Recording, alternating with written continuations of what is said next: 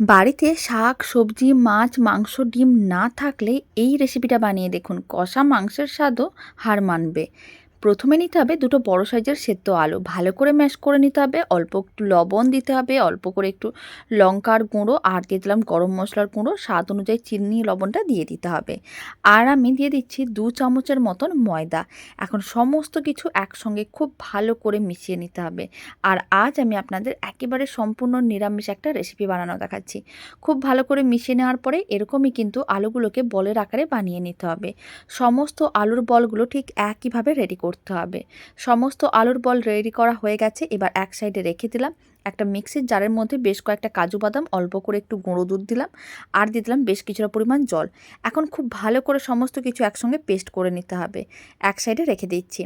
আর যে বলগুলো আমি বানিয়ে রেখেছিলাম আলুর সমস্ত বলগুলো কড়াইয়ের মধ্যে দিয়ে দিতে হবে। কড়াইতে বেশ কিছুটা পরিমাণ সাদা তেল দিয়ে রেখেছিলাম। তেল ভালো করে গরম করে তারপরে বলগুলো দিতে হবে আর বেশ লাল করে ভেজে নিতে হবে। এখন অল্প করে একটু গোটা জিরে দিলাম আর দিয়ে দিলাম তেজপাতা আর দিয়ে দিলাম শুকনো লঙ্কা। হালকা করে নাড়াচাড়া করে ভেজে নিতে হবে।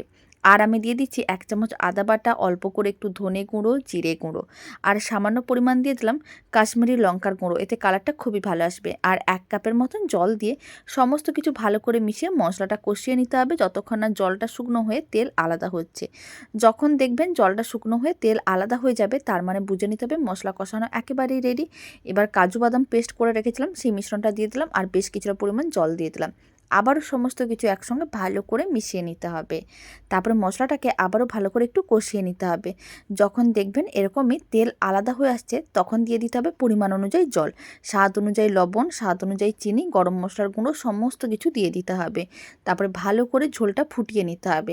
ফ্লেমটা মিডিয়াম টু হাইতে করে দিচ্ছি। যখন দেখবেন ঝোলটা ভালো করে ফুটে উঠেছে তখন সমস্ত আলুর বলগুলো দিয়ে দিতে হবে। তারপর নাড়াচাড়া করে নিতে হবে 5 মিনিটের মতন। এইভাবে মিডিয়াম টু লো ফ্লেমে রান্না করে নিতে হবে। আর শেষে দিয়ে দিতে হবে 1 চামচের মতন ঘি। দারুণ স্বাদের নিরামিষ আলুর কোপ্তা একেবারেই রেডি।